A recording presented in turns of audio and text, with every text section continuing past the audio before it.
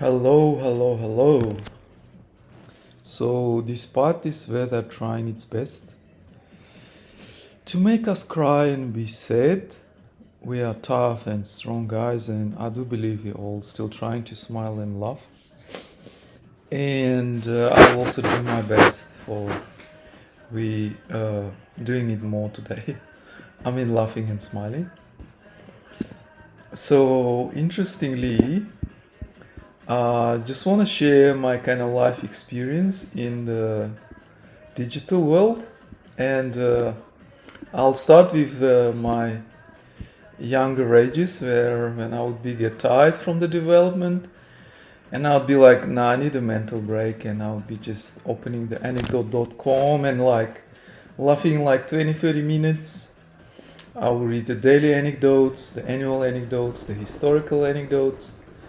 Overall, that would be the best break I could ever have, and I'll really enjoy it. Although one thing I would notice at that time is while reading the anecdotes, my code was a source for other people's anecdotes. Yeah, so that's actually the topic for today, which is how to write an unmaintainable code. So let's start, or ninja code, right? So let's start with the sources. There are two beautiful books. One, which is called Unmaintainable Code, and there is a bit of kind of the projection or kind of short summary of it, which just says Ninja Code. So I kind of will try to use both, and they both kind of didn't give me any need to write any presentation, right? So let's start. So Ninja Code. So many try to follow ninja paths, but few succeed. That's the saying I like very much. So programmers and ninjas of the past use these tricks to sharpen the mind of code maintainers. So let's do it like the glossary. So you see it has chapters for every activity we have while doing the coding. Naming, camouflage, documentation, design, ambiguity, testing, and many others. And I'll just be opening the highlights and only be touching the tops of it. So let's open the first one, which is general principles we passed by. Now it's the naming. So every kind of chapter has a very good entry, like some smart saying. I'm more than sure you guys gonna enjoy all of them. So when I use a word, Humpty Dumpty said in a rather scornful tone, it means just what I choose it to mean. My guess, neither more nor less. My guess you all caught it up. It's about naming the variables. So the first suggestion is new uses for names for baby, right?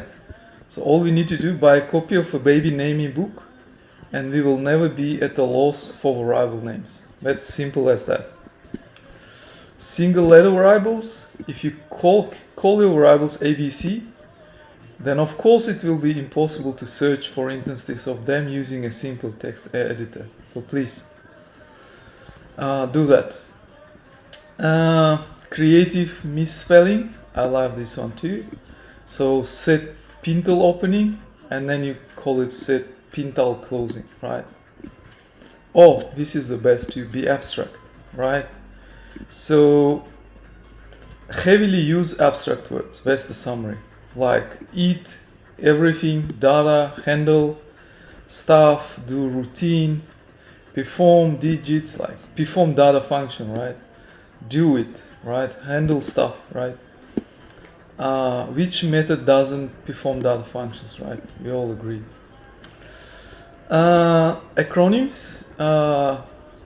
Real men never define acronyms, right? They understand them. So, genetically. So, the more the better. Is there anything here? Yeah, one letter variables. Use abbreviations. This is actually related to acronyms.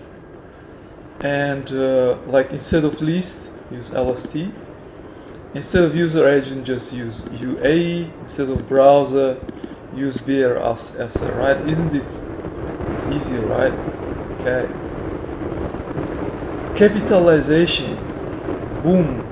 Was my favorite. I was like, even just reading this word, you like, what? Yeah, so randomly capitalize the first letter of a syllable in the middle of a word. For example, computer raster histogram. Wow. Reuse names. Okay, so the rules of the language, and in Java it is, give us classes, constructors, methods, member variables, and we can set up lots of local variables with the same name. It should be easy. Worst case, just add the brackets and even reuse the local variables inside the bracket. The goal is forcing the maintenance programmer to carefully examine the scope of every instance.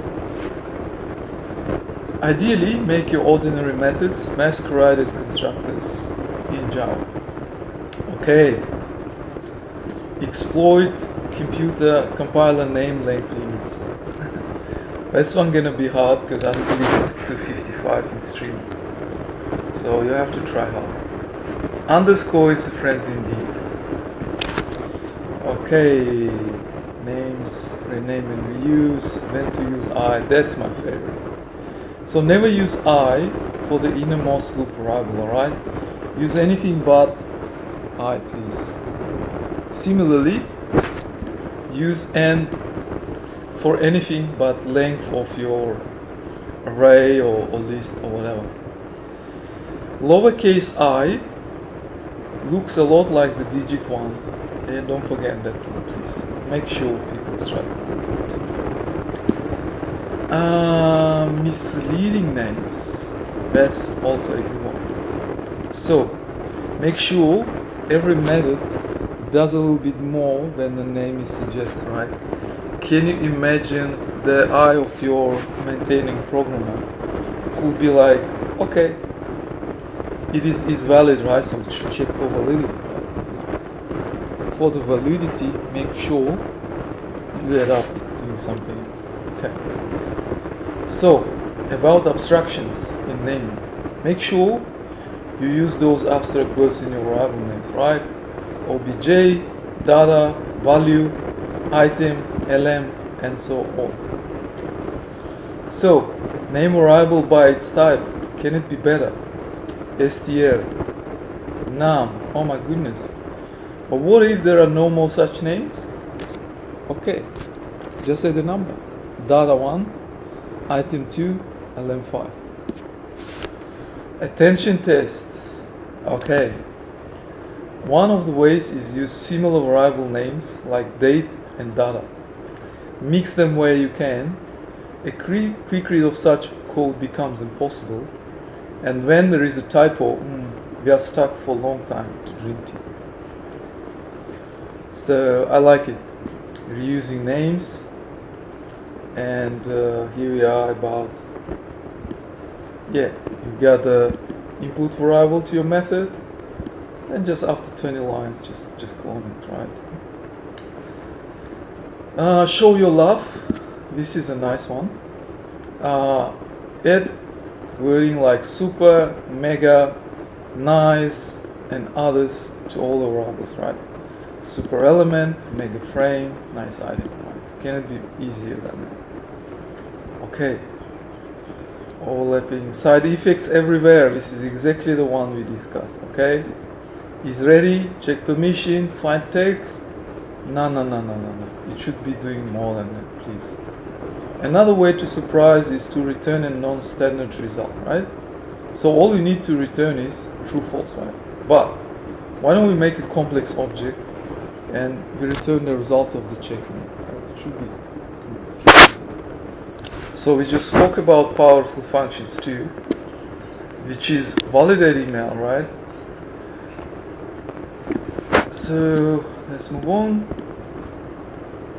I hope it's enough about naming. Found with colors.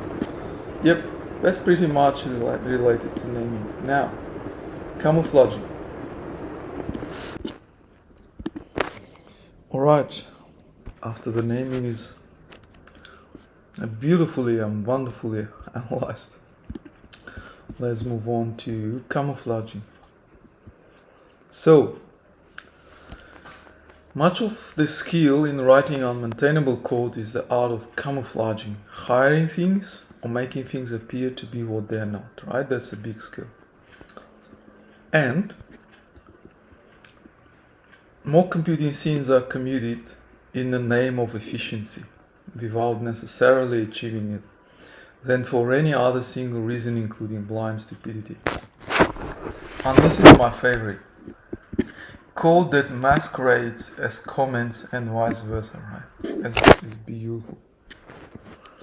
And I'm like, what is this? Without the color coding, would you notice that 3 lines of codes are commented there? Fantastic. This one's more like C. Actually, they give us more names for parameter variables, like bank, blank, class, constant, input, key, keyword, kind, output, parameter, parm, system type, value, warrant. So please, as a whole vocabulary. That one is beautiful for us. Code names must never ever match screen names, right? So if on the screen you got the postal code, easy, the variable should be named as zip. That's simple as that. Don't change names. How to hide forbidden globals. Okay. I think it's this one. Yep. Let's see. Yep, it's this one. Long and very similar variable names. Use very long variable names or class names that differ from each other by only one character, right? Or only in upper lowercase. It's easy. An ideal variable pair is swimmer and swimner. That's unbelievable. Exploit the failure of most fonts to clearly discriminate between ILE1 or 0008 with identifier pairs like parse LNT or parse int and etc. Similar sounding, similar looking variable names. If you get variable xy underscore z, why not get xy underscore in capital Z?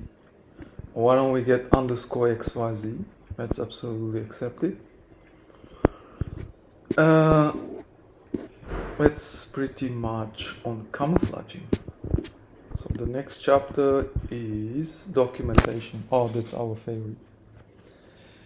Any fool can tell the truth, but it requires a man of some sense to know how to lie well.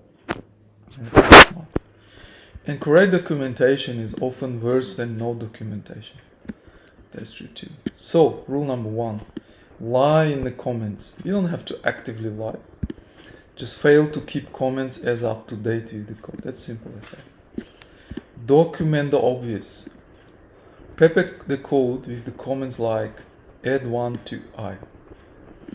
However, never document woolly stuff like the overall purpose of package or method. Document how, not why. Avoid documenting the obvious.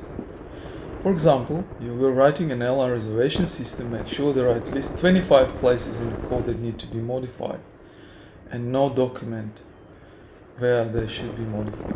Easy. Gotchas? Never document gotchas in the code. Never. If you suspect there may be a bug in a class, keep it to yourself. If you have ideas about how the code should be reorganized, rewritten, for heaven's sake, don't write them down. Remember the words of Fampa in the movie Bambi? If you can't say anything nice, don't say anything at all. What if the programmer who wrote that code saw your comments? What if the owner of the company saw them? What if a customer did? You could get yourself fired. An anonymous comment that says this needs to be fixed can do wonders, especially if it's not clear what the comment refers to. Keep it wagyu and nobody will feel personally criticized. Documenting variables. Never put a comment on a variable declaration. Facts about how the variable is used, its bounds, its legal values, and etc. If your boss forces you to do write comments, large method bodies with them, but never command or rival declarations, not even a temporary. Disparage in the comments. Discourage any attempt to use external maintenance contractors by peppering your code with insulting references to other leading software companies, especially anyone who might be contracted to do the work. For the dullard at software services. Obsolete code. Be sure to comment out unused code instead of deleting it and relying on version control to bring it back if necessary. In no way document whether the new code was intended to supplement or completely replace the old code, or whether the old code worked at all. What was wrong with it? Why it was replaced? Comment it out with a lead and trail rather than a double kind of underscores on each line. The way it might be more easily mistaken for live code and partially maintained. Program design. Alright. The cardinal rule of writing unmaintainable code is to specify each fact in as many places as possible and in as many ways as possible. Absolutely true. So, casting. Java casting scheme is a gift from the gods. You can use it without guilt since the language requires it. Every time you retrieve an object from a collection, you must cast it back to its original type. Thus, the type of the variable may be specified in a dozens of places, and etc. Exploit Java's redundancy. Java insists you to specify the type of every variable twice, right? Okay, so let's do it. Bubblegum B equals new bubblegum, or swimmer equals swimmer plus 1. Unbelievable. Never validate. Never check input data for any kind of correctness or discrepancies. It will demonstrate that you absolutely trust the company's equipment, as well as that it will demonstrate that you're a perfect team player who trusts all project partners and system operators. Avoid encapsulation. In the interest of efficiency, avoid encapsulation. Callers of a method need all the external clues they can get to remind them how the method works inside. Giant listeners, that's a favorite too. Never create separate listeners for each component, right? Always have one big listener for every button in your project and simply use massive if-else statement. Too much of a good thing. Here we are. My panel at get my button, and get my button is just returning here. Friendly friend. Use 3-dimensional arrays. That's a good one. Lots of them. Move data between the arrays in convoluted ways, say feeding the columns in array B with the rows from array A. Doing it with an offset of 1 for no apparent reason is a nice touch. Make the maintenance programmer nervous. Wrap. I love this one. Whenever you have to use methods in your code you didn't write, insulate your code from the other dirty code by at least one layer of wrapper. After all, the author might sometimes in the future recklessly rename every method, right? So, however, that's a perfect excuse to cut him off before he does anything. Wrap some more. Make sure all API functions are wrapped at least 6 to 8 times with functions definitions in separate source files, okay? No secrets. Declare every method and variable public. No secrets. After all, somebody might want to use it. Once a method has been declared public, it can be very well retracted. How can it? This makes it very difficult to later change the way anything works under the covers. It also has a delighted side effect of obscuring what the class is for. If the boss asks if you are out of your mind, tell him you are following the classic principles of transparent interfaces. Permute and baffle. Reversing the parameters on a method called drawRectangle to draw rectangle white height without making any change whatsoever to the name of the method. Then, if you release this later, reverse it back again.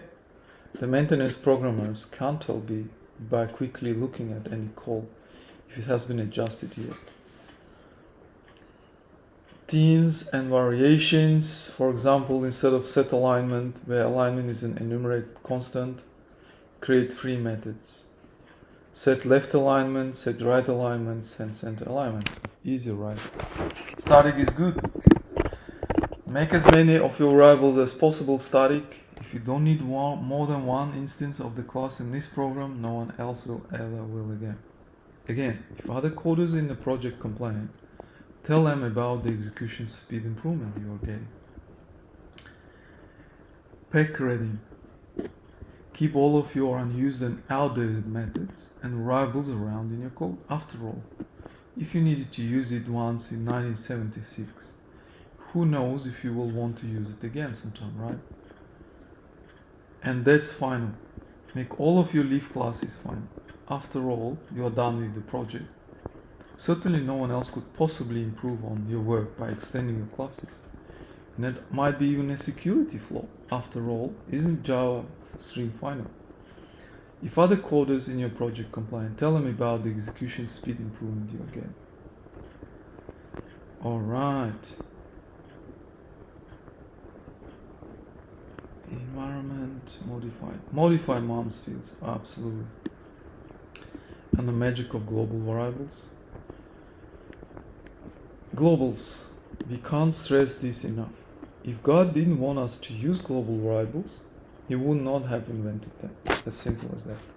Rather than disappoint the God, use and set as many global variables as possible. Each function should use and set at least 2 of them. Okay? Even if there is no reason to do this, after all, any good maintenance programmer will soon figure out this is an exercise in detective work, and she will be happy for the exercise that separates real maintenance programmers from the dabblers. Globals one more time, boys. Global variables can save you from having to specify arguments in function. As simple as that. Take full advantage of this. Elect one or more of these global variables to specify what kind of processes to do on the others. Side effects? Backing out, local variables. Yeah, never use local variables. Simple as that. Whether you feel the temptation to use one, make it into instance or static. Reduce, configuration, bloated classes. Subclasses with abandon. That's pretty much the best of the program design. Coding obfuscation. I like this one.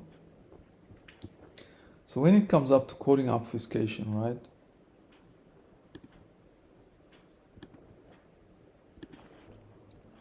Alright, let's continue this endless topic. So, the other good thing in a programming design is what you can do is subclass with abandon, right? So object-oriented programming is a godsend for writing unmaintainable code. If you have a class with 10 properties, it's easy, right?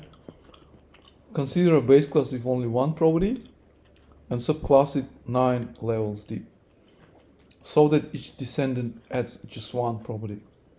By the time you get to the last descendant class, you have all 10 properties.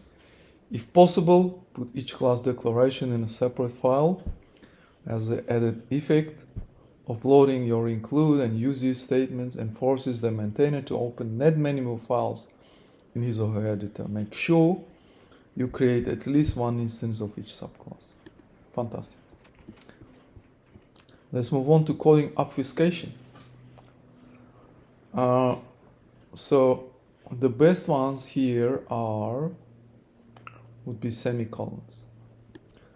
So always use semicolons whenever they are syntactically allowed. For example, this is fantastic. And use octal for obscurity. You can look here. This is not 0, this is octal. Now, exceptions. I'm going to let you know little known coding secret.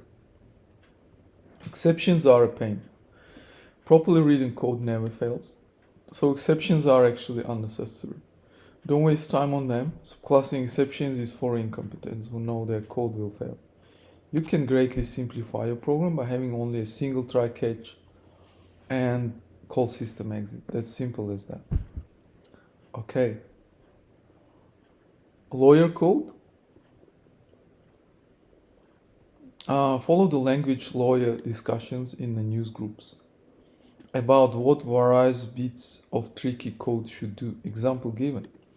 A equals A++, if A++, A++, then just write this line. Early returns, avoid. Never beautify. That's my favorite too. So this is a misleading alignment, as you can see. Yeah, we don't have time to beautify. This is the proper alignment. Here we are. Exploit schizophrenia. So this is how you define your vectors, right? Sorry, arrays. Actually, on the real life, it's just that. But you make person really think a lot what is matrix, right? Hide the raw recovery code somewhere at the end. Confounding imports, you all know that. Make the maintenance programmer guess what they're importing. Just use the star. Toilet tubing. Never under any circumstances allow the code from more than one functional procedure to appear on the screen at once. Never ever. That type of comments and etc. will do. Okay. So, ambiguity. Ambiguity is the mother of confusion, right? Use fuzziest, vaguest, most general terminology you can come up with, especially for variable names. Handle to what? Process data. Process data is a great method. Was there ever a method written that could not be described like that? And yeah, that's about ambiguity. Now, testing. Never test. I don't need to test my programs. I have an error correcting modem. Leaving bugs in your programs gives the maintenance programmer who comes along later something interesting to do at the end of the day. A well done bug should leave absolutely no clue as to when it was introduced or where. The laziest way to accomplish this is simply never to test your code. Yep. So, testing is for cowards. A brave coder will bypass that step. Too many programmers are afraid of their boss, losing their job, customer hate mail, afraid of being sued. This fear paralyzes action and reduces productivity. Studies have shown that eliminating the test phase means that managers can set ship dates well in advance. An obvious aid in the planning process, with fear gone, innovation and experimentation just will blossom. The role of the programmer is to produce code, and debugging can be done by the part of the and legacy maintenance group. If you have full confidence in our coding ability, then testing will be unnecessary. That's simple as that. Now, that's about choice of language. Dealing with others, just a little bit. Hell is other people. There are many hints sprinkled throughout the tips on how to rattle maintenance programs through frustration and how to foil your boss attempts to stop you from writing unmaintainable code, or even how to foment religious war that involves everyone on the topic of how code should be formatted in a repository. Your boss knows best. Subword. One way to help ensure the code is full of bugs is to ensure the maintenance programmers never hear about, and keep your mouth shut.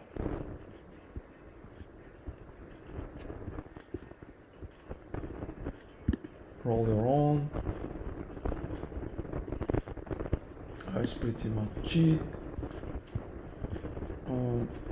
Miscellaneous techniques. Is there anything? No.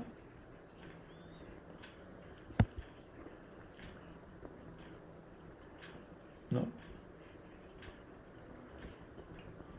It's alright, you can pass this one. Alright, that's pretty much it. So all I will need is just to summarize it well. And this is well end up my kind of video. Thank you so much for your attention.